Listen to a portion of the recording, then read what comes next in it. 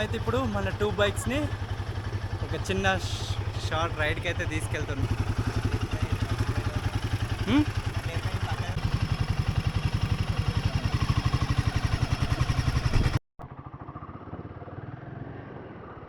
So time 12:34 అవుతుంది. Time ఇంకా fuel range 293 ఉంది. సో మనకు ఫ్యూయల్ బ్రేక్ కూడా అవసరం లేదు. సో మనమైతే ఇక్కడ నుంచి చిన్న ఫారెస్ట్కి వెళ్తున్నాం. ఒక చిన్న రైడ్ అన్నట్టు, short ride. R15 and Himalayan 2 తీసుకెళ్తున్నాం. టెంపుల్ కూడా వెళ్ళడానికి ట్రై చేద్దాం కుదిరితే, లేకపోతే మాత్రం రైడ్ ఫినిష్ చేసుకొని మళ్ళీ బ్యాక్ టు హోమ్.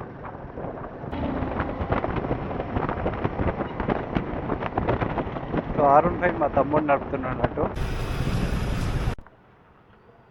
లీటర్ ఎంత ఉంది? 107.31 పైసా. 610కి 5.68 లీటర్స్ వచ్చింది. ఓకే, రేపు చిన్న టెంపుల్కి రైడ్ వెళ్దాం. ఏందిరా అది, ఏం నడుపుర్రా?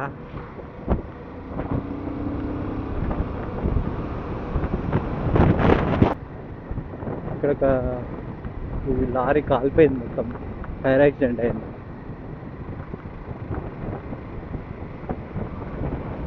సో మనం ఎక్కడి నుంచి స్టార్ట్ అయినా చెప్పలేదు కదా, ములుగు నుంచి అస్రా తాడ్వాయికి వెళ్తున్నాం. సో అక్కడ కంప్లీట్ ఫారెస్ట్ ఉంటుంది. సో ఆ ఫారెస్ట్లోనే చిన్న ఫోటోషూట్. అండ్ ఫస్ట్ టైం నేను ఈ బైక్స్ రెండింటిని ఒకటేసారి రైడ్కి తీసుకెళ్ళడం. కొద్ది దూరం వెళ్ళాక ఆ బైక్ కూడా మనం అయితే రైడ్ చేద్దాం. కాకపోతే డౌట్ ఏంటంటే మా తమ్మునికి బైక్ నడపరాదు అని, ఎందుకంటే ఇది హైటెక్ ఉంది కదా. So welcome to wildlife sanctuary Eturnagaram. So ఇప్పుడు మనం ఫారెస్ట్లోకి ఎంటర్ అవుతున్నాం. సో లాస్ట్ 1 వీక్ నుంచి వర్షాలు అయితే దంచి కొడుతున్నాయి ఇటు సైడు. సో అందుకే గ్రీనరీ ఫుల్ థిక్నెస్ ఉంది. యాక్చువల్గా లాస్ట్ మంత్ వచ్చినప్పుడు ఇంత లేదు గ్రీనరీ, బట్ ఇప్పుడు మాత్రం సూపర్ ఉంది ఫారెస్ట్. సో నాకు చాలా దగ్గరలో ఉన్న ఫారెస్ట్ ఇదే అన్నట్టు ఏటున్నాగరం. సో ఎప్పుడు ఈ ఫారెస్ట్లో నుంచి వెళ్ళినా నాకు ఒక డిఫరెంట్ ఎక్స్పీరియన్స్ ఉంటుంది, అదొక డిఫరెంట్ ఫీలింగ్ ఉంటుంది. ఎక్కువ నేను ఈ రూట్లో ఫార్చునర్ కార్లోనే ఎక్కువ డ్రైవ్కి వెళ్ళి ఉండే.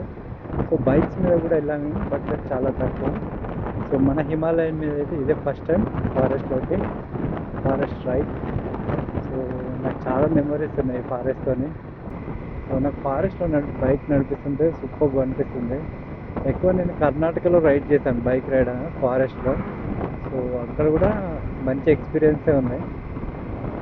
కర్ణాటకలో ఏంటంటే ఇంకా రైడ్ చేస్తుంటే ఎలిఫెంట్స్ అవి కొంచెం మనకి నియరెస్ట్ దగ్గరికి వచ్చి కనిపిస్తాయి.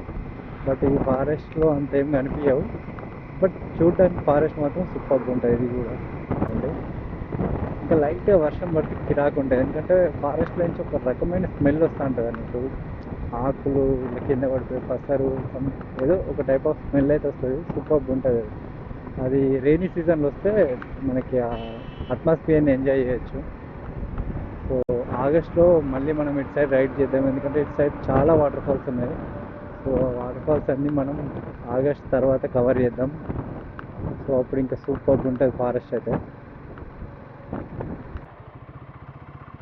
సో మనమైతే ఇప్పుడు మేడారంకి వెళ్తున్నాం. ఇదే ఎంట్రన్స్ తాడ్వాయి నుంచి.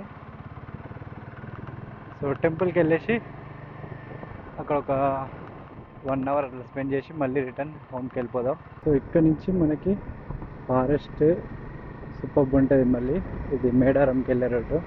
సో ఎంతోమంది చెప్పాను కదా, ఇక్కడ నుంచి మేడారం 11 ఉంది. సో ఎంతోమంది చెప్పాను కదా, ఈ రూట్లోనే కార్ డ్రైవ్ చేస్తుంటే ఆ ఫీలే వేరే ఉంటుంది. సో ఫస్ట్ టైం మనమైతే బైక్ మీద కూడా వెళ్తున్నాం రైడ్కి.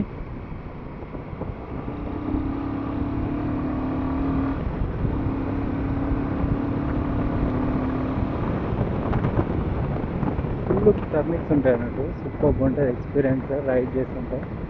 ఫారెస్ట్లో చిన్నగానే ఉంటాయి కానీ super, short and sweet. So road కూడా రీసెంట్గా జాతరకు ముందే వేస్తారు. ఈ రోడ్డు కిరాక్ ఉంది. రోడ్డు ఇంతకుముందు అయితే చాలా వరస్ట్గా ఉండే, బట్ ఇప్పుడు ఓకే, సూపర్ రోడ్. సో మనం ఈ రోడ్లో 100-120 ప్లస్ కొట్టినా ఏం కాదు. సో అంత బాగుంటుంది అన్నట్టు రోడ్డు. సో ఎన్విరాన్మెంట్ కూడా అంటే నేచర్ కూడా సూపర్గా ఉంటుంది. సో చల్లటి గాలి వస్తుంది, మంచిగా రైడ్ని ఎంజాయ్ చేసుకుంటూ వెళ్ళొచ్చు. సో చాలా ఇష్టం అన్నట్టు నాకు ఇట్లా ఫారెస్ట్లో బైక్ రైడ్ చేయడం. చాలా ప్రశాంతంగా ఉంటుంది ఇట్లా బైక్ రైడ్ చేస్తూ ఉంటుంది ఫారెస్ట్లో. చూడండి ఎంత పీస్ఫుల్గా ఉందో ఫారెస్ట్.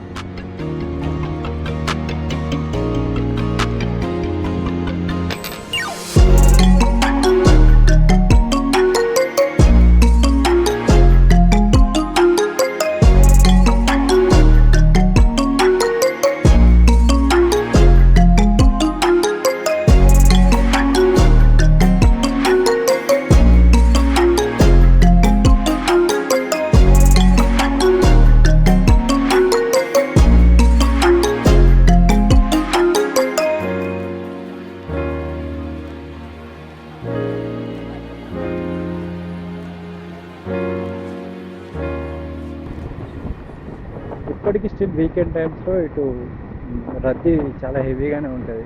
అంటే సాటర్డే సండే ఏమైనా ఫెస్టివల్స్ వచ్చినప్పుడు కూడా మేడారంలో మాత్రం పబ్లిక్ పీక్స్లో ఉంటారు ఇక్కడ. సో మన మేడారం జాతర ఆసియా ఖండంలోనే అతిపెద్ద జాతర అన్నట్టు మేడారం జాతర. ఎందుకంటే జాతర టైంలో ఆల్మోస్ట్ ఒక 10 to 15 lakhs ఎబోనే వస్తారు. ఇంకా అప్పుడు ఈ ప్లేస్ కూడా సరిపోదు మొత్తం. మేడారం చుట్టుపక్కల ఒక 10 kilometers వరకు మొత్తం వెహికల్సే ఉంటాయి అన్నట్టు. ఎక్కడ పాసిబుల్ ఉంటే అక్కడ ఆపుకొని ఫుడ్ ప్రిపేర్ చేసుకొని తినేసి వెళ్ళిపోతారు. సో మినిమం జాతరకు వస్తే ఒక 4-5 days స్పెండ్ చేస్తారు అందరూ. సో నేను సోలోగా వెళ్ళింది ఎప్పుడూ లేదు, చాలా తక్కువ. సో సోలోగా బైక్ రైడ్ మీద ఇదే ఫస్ట్ టైం అన్నట్టు మనమైతే మేడారంకి వెళ్ళడం. సో ఆఫీస్ వర్క్స్ మీద అయితే చాలాసార్లు వెళ్ళాను. జాతర టైంలో మాకు ఇక్కడ హరితలో హోటల్ కూడా ఇస్తారు, ఒక రూము. హరిత హోటల్లో ఒక రూమ్, ఒక టెంట్ ఇస్తారు అనుకుంటా ఆఫీసర్ నుంచి వస్తే. సో అప్పుడు ఒక 5-6 days స్పెండ్ చేసాం ఇక్కడే. సో మేమైతే టెంపుల్ జాతర టైంలో అంటే మేము విఐపి కాబట్టి కొంచెం దగ్గర నుంచి అంటే వీలైతే పైకి కూడా ఎక్కి చూడొచ్చు జాతర టైంలో. సో ఆ ఎక్స్పీరియన్స్ అంతా డిఫరెంట్గా ఉంటాయి. ఎందుకంటే జాతరలో కోలాహలం, సందడి అసలు మామూలుగా ఉండదు. బోండింగ్ సూపర్గా ఉంటుంది. అసలు ఇసుకేస్తే కూడా రానంత జనం ఉంటారు అన్నట్టు జాతర టైంలో. ఇక జాతరకి 2 days బిఫోర్ 2 days తర్వాత పీక్స్ ఉంటారు ఇక జనాలు లక్షలలోనే ఉంటారు అన్నట్టు. అసలు ఎక్కడ చూసినా కూడా మనకి ఇట్లా రోడ్ క్లియర్ కనిపించదు, మొత్తం వెహికల్స్తో నిండిపోతుంది, ఫుల్ జనాభా. ఇక చూసారు కదా, స్టిల్ ఇంకా కూడా పబ్లిక్ ఉన్నారు.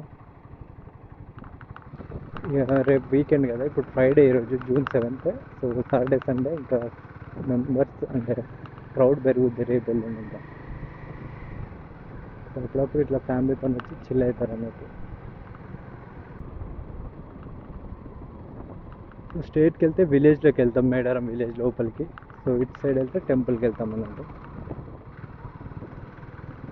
So welcome to Medaram Sammakka Saralamma temple.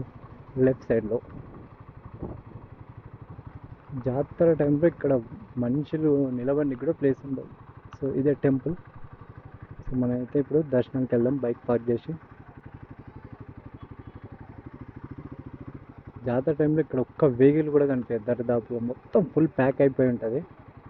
So ఇప్పుడు సీజన్ కాదు కాబట్టి ఇంత ఫ్రీగా ఉంది ఈ రూట్.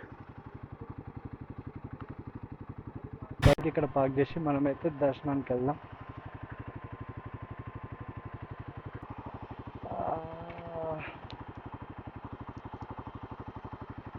ఎండ ఈరోజు నార్మల్గానే కొడతాను, లేకపోతే చుక్కలు కనిపించు.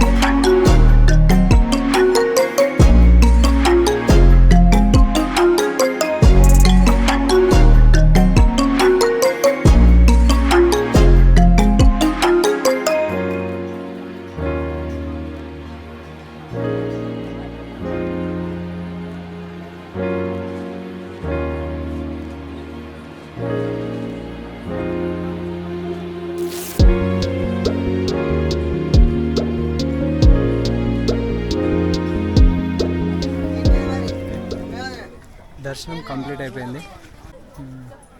జాతర టైంలో మాత్రం ఫుల్ రష్ ఉంటుంది అసలు. ఇప్పుడు ఇంత ఫ్రీగా తిరుగుతున్నాం కదా, జాతర టైంలో ఇక్కడ నుంచి స్టిక్ దాకా పోనీకి మినిమం 5 minutes పడుతుంది, అంత రష్ ఉంటుంది అన్నట్టు. మేమైతే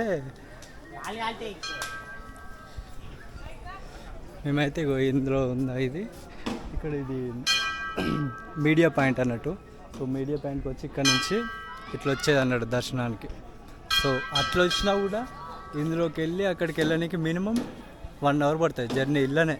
ఇందులో నుంచి బయటికి రావాలన్నా రిస్కే జాతర టైంలో, ఫుల్ రష్.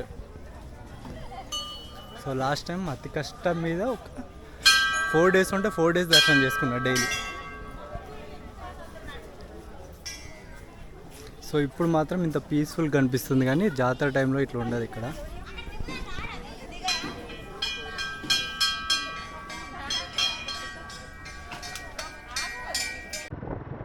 సో దర్శనం కంప్లీట్ అయిపోయింది. ఇప్పుడైతే మనం మళ్ళీ ఏటునారంకి వెళ్తున్నాం. సో నాగారంలో ఉండి రేపు వీలైతే ఇంకొక టెంపుల్ ఉంది, ఆ టెంపుల్కి వెళ్దాం. సో నా బైక్ తీసుకున్నాక నేను అఫీషియల్గా హైదరాబాద్కి వెళ్ళేసి వచ్చా ఫస్ట్ రైడ్ దీని మీద.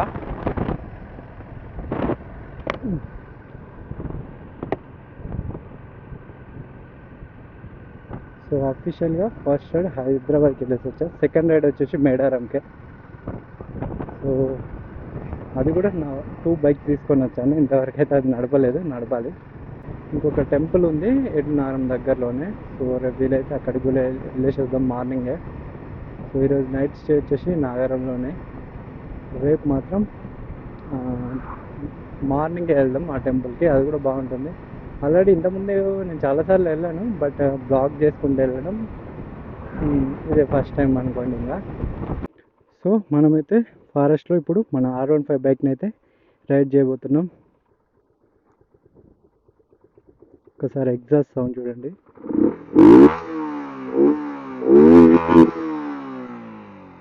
సూపర్ కండిషన్ స్టిల్ అయితే.